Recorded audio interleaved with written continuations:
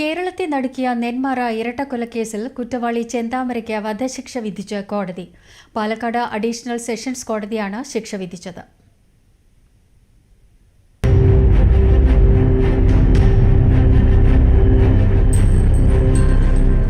കഴിഞ്ഞ വർഷം ജനുവരി 27 നെന്മാറ തിരുത്തമ്പാടം ഉന്നതിയിൽ സുധാകരൻ, അമ്മ ലക്ഷ്മി എന്നിവരെ അതിക്രൂരമായി വെട്ടിക്കൊലപ്പെടുത്തിയ കേസിലാണ് പാലക്കാട് അഡീഷണൽ സെഷൻസ് കോടതി ചെന്താമരയെ വധശിക്ഷയ്ക്ക് വിധിച്ചത്.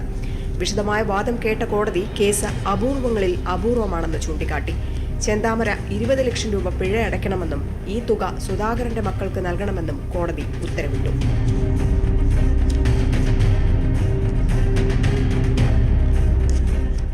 പ്രതിക്ക് കുറ്റബോധമില്ലെന്നും മാനസിക പ്രശ്നമില്ലെന്നും ബോധ്യപ്പെട്ട കോടതി വിവിധ സംസ്ഥാനങ്ങളിൽ നടന്ന കൊലപാതക കേസുകൾ റഫർ ചെയ്ത ശേഷമാണ് വധശിക്ഷ വിധിച്ചത്.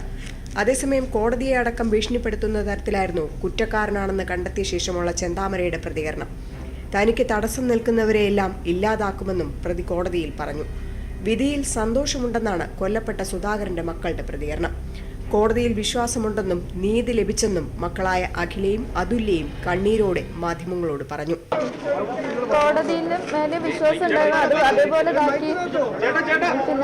വക്കീലിന്റെ മേലെ എല്ലായിടത്തും നന്ദി പറയുന്നു. ഇത്രയും കഷ്ടപ്പെട്ടത് അയാൾക്ക് വധശിക്ഷ തന്നെ കൊടുത്തതില്.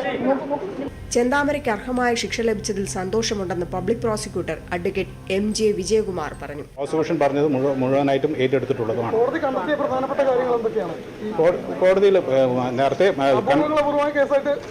പരിഗണിച്ചു. അതായത് എല്ലാ കാര്യങ്ങളും, അതായത് കുട്ടികളുടെ റീഹാബിലിറ്റേഷനും പ്രതിയുടെ സ്വഭാവ രീതിയും സംഭവങ്ങൾ നടത്തിയ രീതിയും പിന്നെ അയാൾക്ക് ഒരു റീമോഴ്സിനോ റീഹാബിലിറ്റേഷനോ യാതൊരു സ്കോപ്പില്ല എന്നും അതിനുകൂടാതെ അയാൾ കൽപ്പിച്ചുകൂട്ടി ചെയ്തതാണ് എന്നുള്ളതടക്കം കോൾ ബ്ലാഡർ മർഡറാണ് എന്നുള്ള അടക്കം കോടതി കണ്ടെത്തിയിട്ടുണ്ട്. മൂത്ത കുട്ടിക്ക് സർക്കാർ ജോലി നൽകണമെന്നും വിധിയിലുണ്ട്.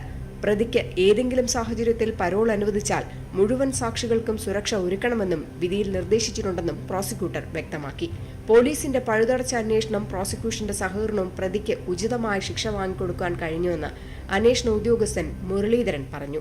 ഈ കേസിൽ ചാറ്റ് GPT ഉപയോഗിച്ചിട്ട് ക്വസ്റ്റ്യൻസ് ക്രിയേറ്റ് ചെയ്തു പ്രതിഭാഗം വക്കീൽ. അതൊക്കെ നമുക്ക് കറക്റ്റായിട്ട് ടാക്കിൾ ചെയ്യാൻ പറ്റി.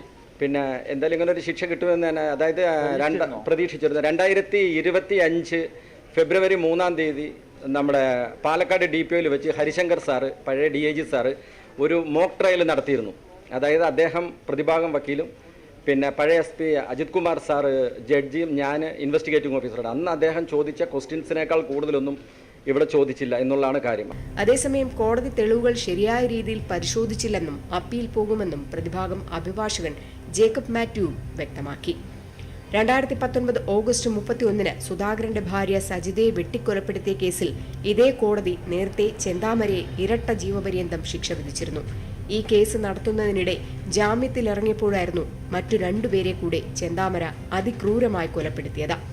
1.5 വർഷം കഴിഞ്ഞാണ് രണ്ടാമത്തെ കേസിൽ ചെന്താമരയ്ക്ക് കോടതി തൂക്കുകയർ വിധിച്ചത്. ദൂരദർശൻ ന്യൂസ്, പാലക്കാട്.